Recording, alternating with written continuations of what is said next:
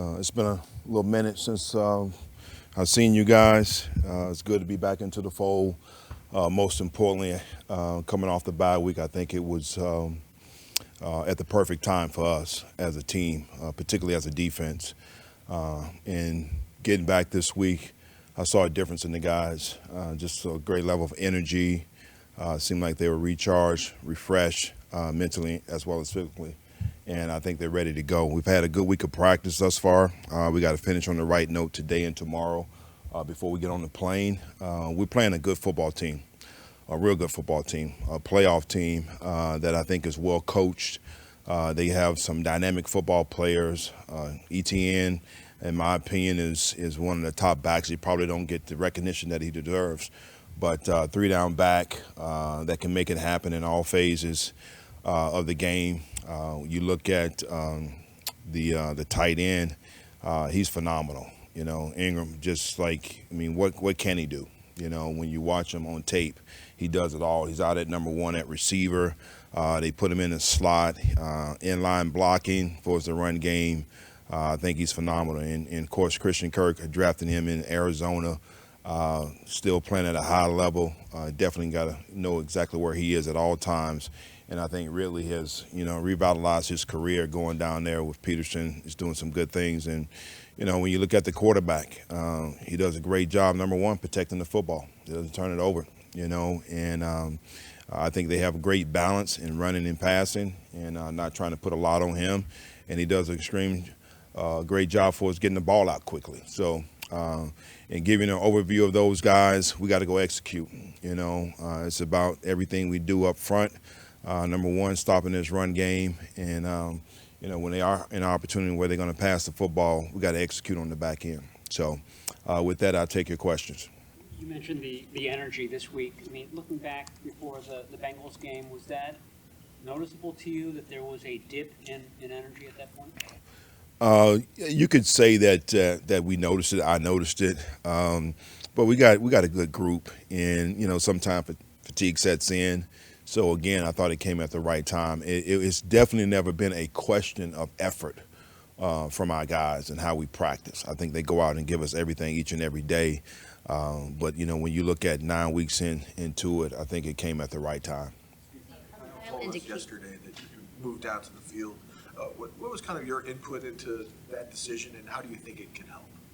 Oh, I mean, guys, to me, I think – just very candid, I think we're making a bigger deal out of it than it needs to be honest. But I just want to be able to communicate with the guys a little bit more during the game. Certain things that I'm seeing, I'd rather be able to talk to them directly than, to communicate with coaches. I think our coaches do a great job, number one, throughout the week, but also in-game adjustments. That's one of the things I've really, pride ourselves on and how we communicate as a staff and making the right things throughout the game. So it's just really with me, just wanting to be able to communicate with those guys a little bit more. You mentioned in the spring that you You're going to quit cutting her off, too. Oh, it's okay. I had a follow-up. Yeah. It's okay. I'm just messing with you. Go ahead. You mentioned in the spring that you get a little too emotional, or you want to kind of rein that in or whatever when you are on the field. Do you feel like maybe that can be a good thing, though, that you can bring some of that emotion kind of back? Well, to be honest, when you look at our guys, and I've been doing this for a while, I don't think that's part of what they're missing and what they need.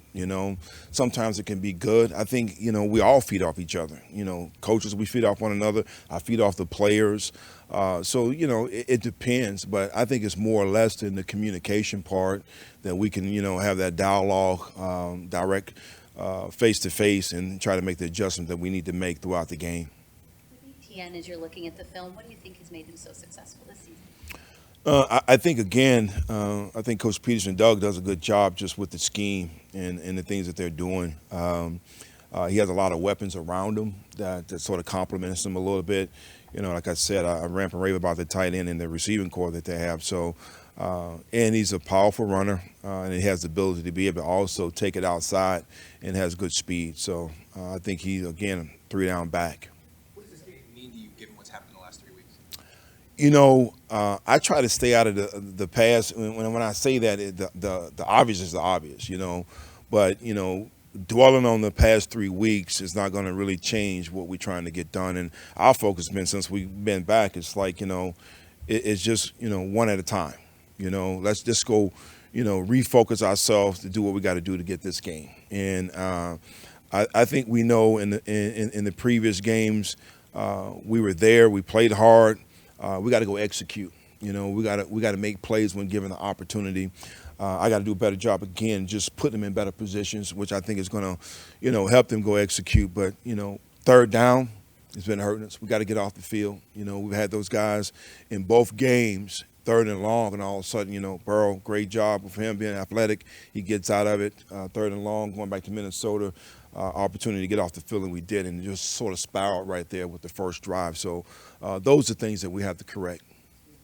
Two things, if you could just clear up on the communication stuff. One, when you are upstairs, when you would be calling plays, you have to go through like Johnny Holland to get the plays into Fred, correct? Mm-hmm. Was there any communication issues with that in terms of timing or anything? No, none whatsoever. Again, the coaches do a tremendous job in communicating with those guys. I just felt the need, to be able to want to, communicate directly. Nothing what the coaches have been doing, and like I said before, doing a great job. I just want to feel a little bit more presence on the sideline. And then the other part of that is, in terms of the different position groups, obviously you work a lot with the secondary, and so I'm imagining those are the guys you want to speak more directly with. To be quite honest, I want to talk to all the guys because I have certain thoughts that are going through my mind as I'm sitting here going through the game and trying to call things, and I'm looking at my call sheet and I say, man, okay, I'm thinking about this. Well, now I can go right over to the D-line and say, okay, I'm looking to change this up next series. It could be with the back seven for us, the pass concepts where we may be getting hurt on a certain route, and it could be empty, and I want to change this. So again, it's just a little bit more dialogue coming directly from me. Take some more. I'm sure it's not breaking news that, as the defense hasn't quite looked like itself the last 3 games, you've been receiving criticism or skepticism. You've been doing this for a while. I'm sure this is not new to you. But how are you handling, this level of kind of personal adversity? I can honestly say I'm sort of built for this. Not in an arrogant way, but I've always believed is certain. It's 2 things: it's what you hear and what you listen to. So I hear a lot of the outside noise. I don't listen to it, good or bad. As you mentioned, I've been doing this for a while, and I understand the emotions of this game and what we play at this level. I try not to be emotional. We're 5-3. The standard is so high here, all right, and we lost 3 in a row that everybody feel like the ceiling is collapsing on us. We're in a good position. We need to turn it around. So we got a lot of football ahead of us. We want to start progressing, get better in November, and start playing our best in December. So I've seen this. I've been around this. I can take it. I'm the new guy in. It is what it is. I have confidence in myself. Most importantly, I have confidence in those players and the coaches that we're together, and we're going to come through this. I know there's been a Chase lot of Young, talk. and how has his relationship with Nick Bosa helped him come along? Great relationship. Those guys, of course, as you all know, played together.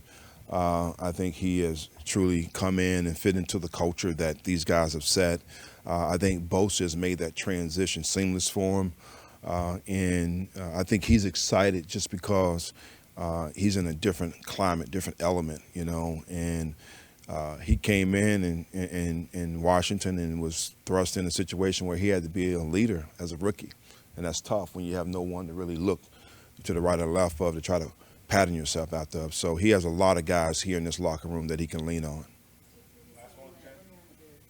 How are players able to communicate to you? Do they have to go to a coach, or are they able to directly communicate with you when you're up there? Well, there's a lot of times either I talk to them either on the phone or I have the coaches put the headsets on. So again, it's just a great opportunity for me to be able to look at certain things on the Surface, the iPad, and then I can go directly to that guy and say, okay, this is what I'm seeing, and then we can have that dialogue and communicate and talk. And, I like to also know how they're seeing things, in the flow and the course of a game.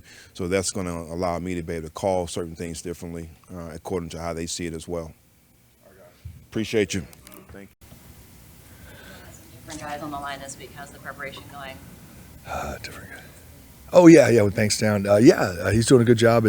Preparation's been great. The guys they always get work. The second team guys always get a handful of reps every single team period, so they're always being prepared. John, for example, every week would get, in some periods he'd get 2 at right guard, 2 at center, 2 at left guard. Other periods you get 1 at center, 1 at right guard, depending upon the length of the period. And then service scout team, he'd take reps as well. So at the end of the day, we make sure that those guys get almost as much work, as many reps as they would get if they were starters. They get them between the splitting time with the starters and the scout team. So we try to always have them prepared that way so that when they do have to step in, they got a chance. So. Are you expecting Trent to be back for the game? The injury thing's the ball's not in my court on the injury thing. So I just, whoever's there, we get them coached up and let's go play. Coach is he in the room when you guys are going through film and talking about practice? How much what? How much of a coach is he also in the room? Trent? Oh, Trent is,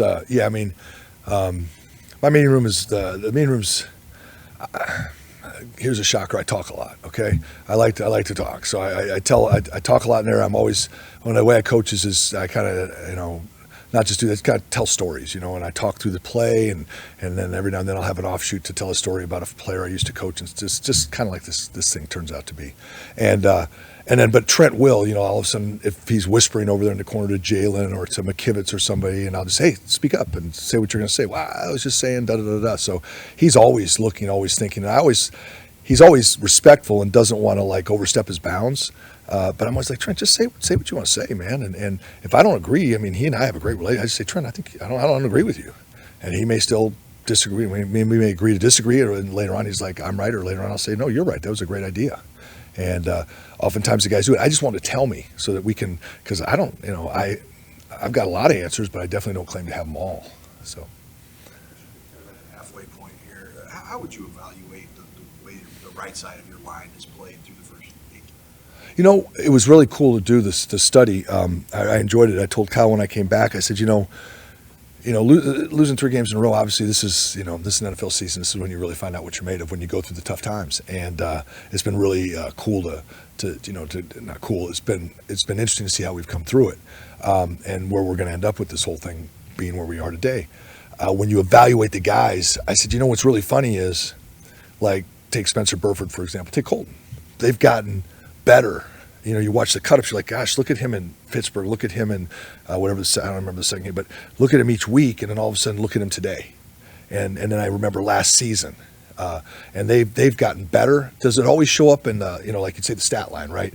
You'd say, does it always show up in wins and losses? Always show up in their production during the game? Not always, but yet you see the little things that the building blocks of what make a better football player. And I said to Kyle the other day, I said, and here's a shocker. We play football every day. They get a chance to get better. And they play in games, you get a chance to get better. All of a sudden you take away football in the off season, the developmental time, it's harder.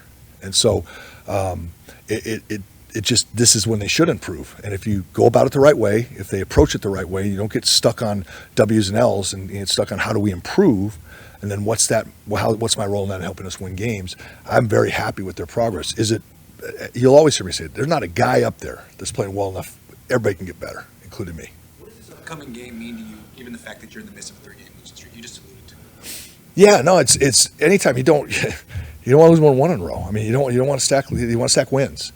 No matter how you're playing, you just want to win games. This thing is about winning, and so you got to win a game. And no matter what happens, it's the most important game right now. The most important thing is having a great Thursday practice and getting ourselves ready in this phase of what we prepare for, because that's going to do the best thing to help us again, and prepare again on Friday, prepare again on Saturday. That'll give us the best chance to have a chance to win the game on Sunday. But you got to do the things it takes in the situations, and that's normally what it comes down to. There's a handful of plays in situations that you do or don't execute that end up winning and losing the game for the most part in the NFL. And it's very important, obviously, that you win every game.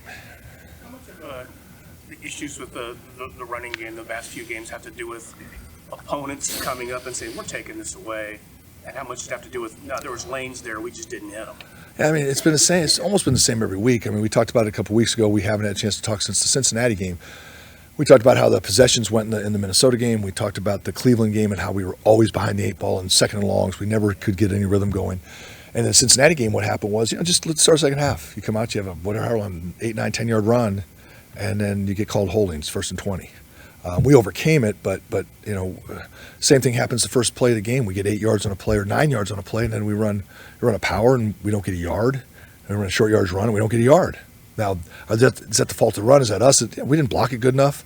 The defense played well, but we didn't get another set of. We're not getting that next set of downs to keep that thing going and to get a couple more runs called. And then whatever's been going on, it's always a team thing. Whatever's going on as far as possessions, whatever's going on as far as time in the game, whatever's going on with score, it can kind of affect how you do things. So I think it's not.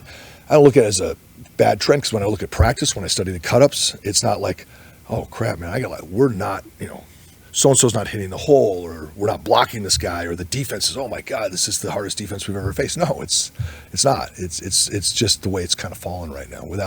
And obviously we have to do a better job. I said it last week as well. We've got to do a better job first and foremost, because if we block better, create big holes, it's easier to run.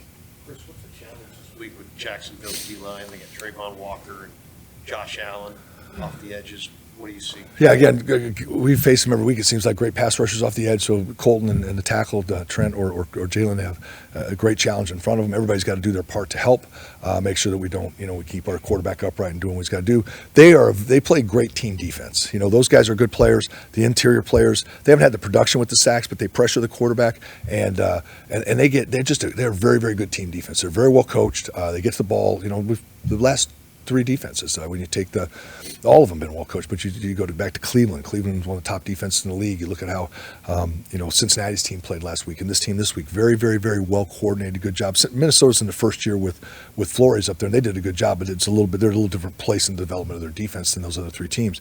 These are really well coached defenses that are on point, and there's not a lot of holes in them.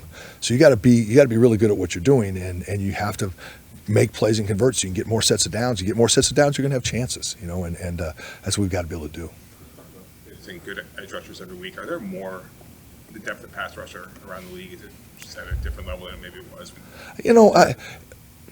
I don't know. I mean, yeah, it was funny the other day, Trent and I were talking, and he goes, I mentioned DeMarcus Ware to these guys, and they don't even know who DeMarcus Ware is. He shocks him. So I say, yeah, that's what it's like getting old, bro. But you sit there and you're just like, hey, man, this guy, you go through the league, and everybody has somebody who flashes. I don't know that, it's hard to say. It's just the generational thing. It's the Kobe, Michael Jordan. It's the Reggie White versus Bruce Smith versus the era of the guys today. It's just so hard to say, but there are a lot of talented rushers. I would say that college football, right, I guess they're throwing the ball more, and I don't know if they are or not, but it seems like it. So there's more chances to rush the passer. There's going to be more opportunities for guys to develop as pass rushers, and there's more, we get guys that are more developed as pass blockers than they are as run blockers. So I think the whole game has kind of gone that way. So there may be a few more, but I don't know if they're the elite.